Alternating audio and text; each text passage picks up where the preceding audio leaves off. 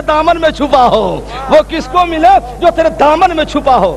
مگر سن لو ایک بات میرے بھائیو سنی جنتی مسلمانوں، بے وقوفوں کی کمی نہیں غالب، ایک ڈھونڈو ہزار ملتے ہیں۔ یہ تو غالب کے دور میں ڈھونڈنے پہ ملتا تھا، آج تو بلا ڈھونڈے مل رہے ہیں۔ ہمارے جانے کے بعد اگر کوئی آپ سے پوچھے کہ تمہارے مولانا ابو الحقانی نے کہا تھا نبی کے دامن میں چھپ جائیں گے، تو تمہارے نبی کا دامن کتنا لمبا چوڑا ہوگا کہ سب چھپ جاؤ گے؟ تو سنو، اعلیٰ حضرت نے ہمیں جواب دے کر ہتھیار عطا فرما دیا۔ جب بھی بدعقیدوں نے سنیت پہ حملہ کیا ہے تو بریلی کی دھرتی سے امام محمد رضا نے جواب عطا فرما کر علماء کو ایک ہتھیار عطا کر دیا ہے۔ کہہ دینا اے دنیا کے بدعقیدوں سنو، ہمارے نبی کا دامن پاک کیسا ہوگا۔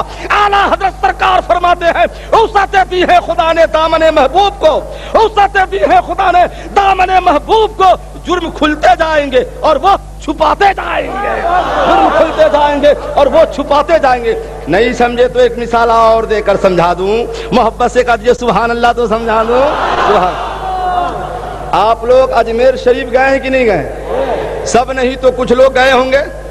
ارادے روز بنتے ہیں مگر پھر ٹوٹ جاتے ہیں، وہی اجمیر جاتے ہیں جنہیں خواجہ بلاتے ہیں۔ تو آپ نے دیکھا ہوگا نا، ایک تالاب ہے وہاں، تالاب ہے نا، تالاب سمجھتے ہیں نا، پوکھر۔ ہاں، بنگال والے پوکھر نہ سمجھیں گے تو دنیا والے ہی نہیں سمجھیں گے۔ پھر یہاں تو ضروری ہے پوکھر اور تالاب، سبحان اللہ۔ تو کوکر پوکھر، سبحان اللہ، پوکر کو پو کر دو تو ہو گیا بنگلہ، ہے کہ نہیں؟ پوکھر، سبحان اللہ۔ تو سنو، پرتھوی راج جو اس وقت کا تھا راجا، خواجہ پہ پانی بند کر دیا، کتنا بڑا تالاب۔ خواجہ پیا نے خادم کو چھوٹا سا کوزہ پیالہ دیا اور کہا جا کہہ دینا تالاب کو چل تجھ کو میرے خواجہ نے بلایا ہے۔ خادم گیا اور کہا تالاب چل تجھ کو میرے خواجہ نے بلایا ہے۔ روایت میں آتا ہے کہ پورے تالاب کا پانی سوکھ گیا، چٹیل میدان ہو گیا۔ خواجہ کے چھوٹے سے پیالی میں 1 کلومیٹر تالاب کا پانی کم و بیش آ گیا۔ تو ان دنیا کے بدعقیدوں کو سمجھا دینا کیا بے اندھو، جب اتنا بڑا تالاب خواجہ کے چھوٹے سے پیالے میں آ سکتا ہے تو اتنی بڑی دنیا نبی کے دامن میں کیوں نہیں آ سکتی ہے؟ دامن میں کیوں نہیں آ سکتی ہے؟ جب خواجہ کے پیالے کا جواب نہیں ہے، نبی کے دامن کا جواب کون دے سکتا ہے؟ محبت سے کہہ دو سبحان اللہ، سبحان اللہ، ڈھونڈا ہی کرے۔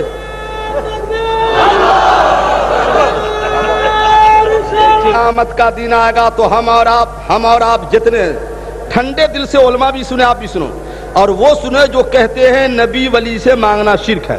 میں کہتا ہوں جب تک مانگو گے نہیں، قسم خدا کی جنت کی ہوا بھی نہیں لگے گی۔ کیوں؟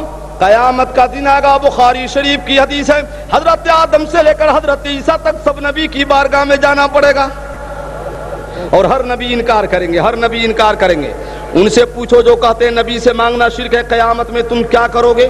کیونکہ تمہارا عقیدہ تو شرک کا عقیدہ ہے۔ رہ گئی بات سنیوں کی، تو یہ تو مقدر والا ہے، کبھی خواجہ کے در پہ تو کبھی غوث کے در پہ، کبھی مخدوم سمنا کے در پہ تو کبھی اعلیٰ حضرت کے در پہ، اور بنگلہ دیش میں خود کتنے مزار اور مقبرہ ہے، ان کے طرف یہاں کی عادت قیامت میں کام آ جائے گی۔ ہم سب نبی کے طرف جاتے ہوئے نبی کی بارگاہ میں جائیں گے اور عرض کریں گے یا رسول اللہ، خلیل و نجی، مسیح و صفی، سبھی سے کہیں نہ بنی۔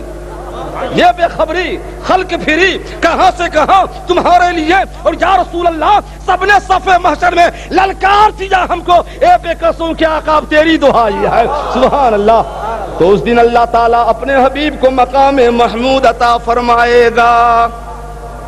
اذان کے بعد جو دعا اس میں بھی ہے وابث مقام محمودہ، اور میں نے جو آیت پڑھی اس میں بھی ہے مقام محمود۔ مقام محمود کہتے کس کو ہے؟ مختصر طور پہ اسی کو سمجھ لو، زندگی سور جائے گی۔ مشکات شریف جلد ثانی باب فضائل سید المرسلین کی حدیث ہے، سرکار فرماتے ہیں فاوکسا حلۃ من حلل الجنہ، قیامت کا دن آئے گا تو خدا کی طرف سے مجھ کو جنت کا ایک لباس پہنایا جائے گا سبز رنگ کا، اور میرے ہاتھ میں ایک جھنڈا دیا جائے گا جس کا نام لواء الحمد ہوگا، جس جھنڈا پر علامہ شیخ فرماتے 3 سطریں لکھی ہوئی ہے۔ پہلی سطر بسم اللہ الرحمن الرحیم، دوسری سطر ہے الحمدللہ رب العالمین، اور تیسری سطر آپ بھی ہمارے ساتھ مل کے سارا مجمع پڑھیں، لا الہ الا اللہ محمد الرسول اللہ۔ محبت سے پڑھو بھائی، لا الہ الا اللہ محمد الرسول اللہ۔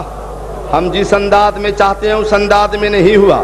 ایک حدیث سنا دیتے ہیں تو خود آپ کا انداز اونچا ہو جائے گا. سنو حدیث پاک روح البیان جلد خامس پارہ 14 فی تفسیر سورۃ النحل صفحہ 94 17 21 22 23 24 25 26 27 28 29. ان للہ تعالی عمودا من یاقوت حمر راسه تحت الارض واسفل ولا سهر الحوت في الارض السفلى فاذا قال العبد لا اله الا الله محمد رسول الله عن نیت صادقة اهتز العرش فتحرك الحوت والعمود فيقول الله تعالى اسكن يا عرشي فيقول العرش كيف اسكن يا ربي وانت لا تغفر لقائلها. محبت سے سبحان اللہ. ترجمہ سنو مقدر پہ ناز کرو, جتنا ناز کرو کم ہوگا کہ رب نے کیسے آقا کے غلاموں میں پیدا کیا ہے. ایک بار اور محبت سے کہو سبحان اللہ تو سنا دے سبحان اللہ. سنو اللہ تعالیٰ کے لیے سرخ رنگ کے یاقوت کا ایک کھمبا, کھمبا سمجھ گئے نا, ایک کھمبا. اور کھمبا کیسا ہے اللہ جانے, اللہ کا رسول جانے. کھمبا کتنا لمبا ہے؟ فرماتے کھمبا کا سر اوپر والا حصہ تو عرش کے نیچے ہے. عرش کتنا دور ہے زمین سے؟ 4500 برس کی دوری ہے. اور کھمبا کا جڑ کہاں ہے؟ تحت الثری کے نیچے جو 3500 برس کی دوری ایک مچھلی ہے اس کی پیٹھ کے اوپر ہے. جب کوئی سنی جنتی دنیا کے کسی کونا سے کلمہ شریف پڑھتا ہے تو عرش ہلنے لگتا ہے. عرش ہلتا ہے تو کھمبا ہلتا ہے, اور کھمبا ہلتا ہے تو مچھلی تحت الثری میں حرکت کرتی ہے. اللہ تعالیٰ فرماتا ہے ٹھہر ٹھہر کیوں ہلتا ہے؟ عرض کرتا ہے مولا تیرا فلاں بندہ فلاں جگہ سے کلمہ پڑھ لیا ہے, جب تک تو اس کے گناہوں کو معاف نہ فرما دے گا ہم اسی طرح ہلتے ہی رہیں گے.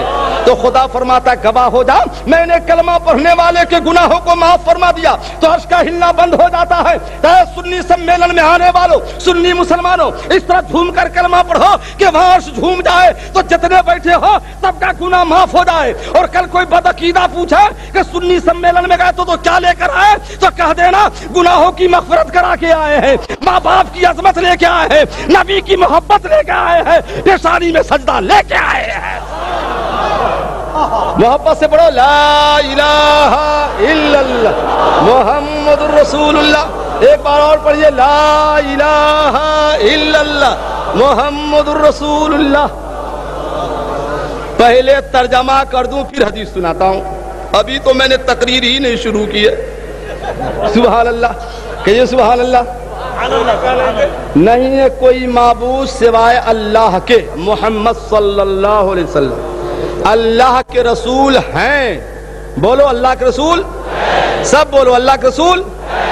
کچھ لوگ کہتے ہیں کہ تھے, ان کے مولوی نے تقویت الایمان میں لکھا بھی ہے, پھر بھی لڑنے کی ضرورت نہیں ہے. سب جواب علماء ہی نہ دے, کچھ جواب آپ بھی دیا کرو. جب کہتے ہم سنی ہیں تو جواب سکھا دیتا ہوں, سنو غور سے. جو کہ اللہ کے رسول تھے تو کہیے گا آپ بھی مسلمان تھے. نماز پڑھتے رہو مسلمان نہیں ہو, روزہ رکھتے رہو مسلمان نہیں ہو. اور جو پوری لوازمات کے ساتھ کہہ دے محمد اللہ کے رسول ہیں تو کہیے گا آپ بھی مسلمان ہیں. جبھی تو اعلیٰ حضرت فرماتے ہیں تو زندہ ہے واللہ, تو زندہ ہے واللہ, میرے چشم عالم سے چھپ جانے والے, میں مجرم ہوں آقا مجھے ساتھ لے لو کہ ہے رستے میں جا بجا تھانے والے. دیکھو حضور کیسے ہیں, دو لفظ میں سمجھا دوں, دو لفظ میں. ذرا آپ لوگ ٹھنڈے دل سے جلدی سے بولیے گا. آپ لوگوں کو مرنا ہے کہ نہیں مرنا ہے؟ اب پیچھے والے کو ہمیشہ زندہ رہنا ہے. سب بولو نا, مرنا ہے کہ نہیں؟ مرنے میں نہ جھگڑا نہ رگڑا, مر گئے تو جھگڑا شروع. کہتا مر گیا تو سر گیا, مر گیا تو گل گیا, مر گیا تو مٹی میں مل گیا. اس لیے نہ فاتحہ پڑھو, نہ قرآن خوانی کرو, نہ زیارت قبور کرو. میں نے کہا ظالم کتنا گندا عقیدہ ہے تیرا.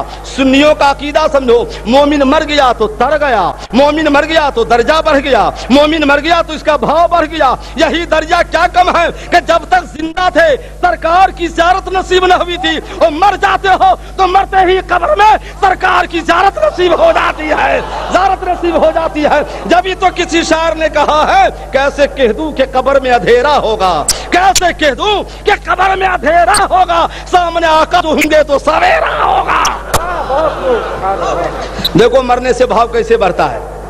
بس ایک بات, ایک تخت چارپائی لاؤ اور مولانا وسیع الرحمان کو چارپائی پہ بیٹھاؤ, اور ہم 4 سنی مسلمان کاندھا لا کر 40 قدم نہیں 80 قدم چلیں. کوئی ہے میں کا لال عالم جو بتا دے کاندھا لگانے والے کی مغفرت ہو گئی؟ مگر یہی کوئی سنی مسلمان مر گیا، عالم کی بات ابھی نہ کرو، سنی عام مسلمان مر گیا، چاہے جیسا بھی ہو مگر ہے ایمان والا مر گیا، اور اگر کوئی اس کے جنازہ میں 40 قدم کاندھا لگا کر چل دے تو سرکار فرماتے ہیں کاندھا لگانے والے کے پچھلے گناہوں کو اللہ تعالیٰ معاف فرما دیتا ہے۔ سبحان اللہ۔ دیکھو مر گئے تو بھاؤ بڑھ گیا، مرتے ہی درجہ بڑھ گیا۔ دیکھو بھاؤ کیسے بڑھتا ہے، محبت سے کہو سبحان اللہ تو بتا دیتا ہے۔ سبحان اللہ سبحان اللہ۔ ارے بھائی آپ لوگ نماز پڑھتے ہیں نا، یہی تو کمی ہے آپ میں، نیاز کرتے ہیں نماز نہیں پڑھتے ہیں، یہی تو کمی ہے، زیارت کرتے ہیں نماز نہیں پڑھتے ہیں۔ زیارت سے پہلے نمازی بنو، نیاز پکانے سے پہلے نمازی بنو، حلوہ کھانے سے پہلے نمازی بنو، جلسہ جلوس کرنے سے پہلے نمازی بنو۔ بولو انشاءاللہ۔ سب آدمی ہاتھ اٹھاؤ، ہم نماز پڑھیں گے انشاءاللہ۔ اس وقت تک اٹھا رہے جب تک دعا نہ ختم ہو۔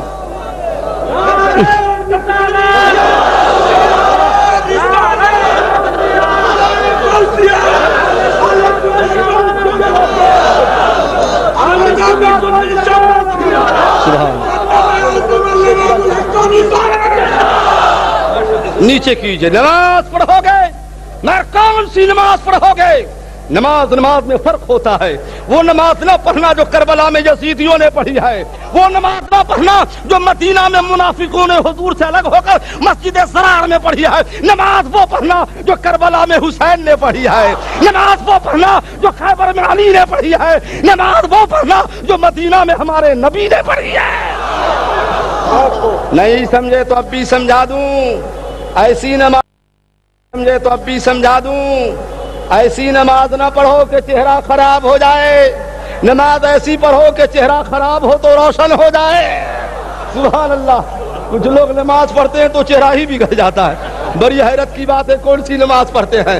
اعلیٰ حضرت سرکار فرماتے ہیں سونا جنگل، رات اندھیری، چھائی بدلی کالی ہے، سونے والوں جاگتے رہیو، چوروں کی رکھوالی ہے، جو تجھ کو بلاتا ہے یہ ٹھگ ہے مار ہی رکھے گا، ہے مسافر تم میں نہ آنا، مت کیسی متوالی ہے، سونا پاس ہے سونا بن ہے، سونا سحر اٹھ پیارے، تو کہتا ہے میٹھی نیند ہے، متھی تیری نرالی ہے، آنکھ سے کاجل صاف چورا لے، یا وہ چور بلا کے ہے، تیری گٹھری تاکی ہے اور تو نے نیند نکالی ہے۔ نماز پڑھو گے انشاءاللہ، بولو انشاءاللہ۔ عجائب بات ہے، یہ نماز پڑھتے ہیں، اب مان لیجئے ڈاکٹر بخاری صاحب آپ کے امام ہیں، تو امام آگے یا مقتدی آگے؟ بولو نا بھائی، اگر امام کے آگے ہو گئے تو نماز نہیں ہوگی۔ تو دیکھو مرتے ہی درجہ کیسا بڑھ گیا، زندہ تھے تو امام کے پیچھے تھے، اب مر گئے تو امام کے آگے ہو گئے، ہے نا بھائی؟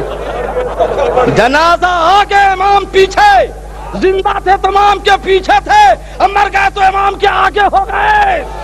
مر کے ٹوٹا ہے کہیں سلسلے قید حیات، فرق اتنا ہے کہ زنجیر بدل جاتی ہے۔ اب بولو مرنا ہے کہ نہیں مرنا ہے؟ جب مرنا ہے تو ایک ولی کا واقعہ بھی سنا دیتا ہوں۔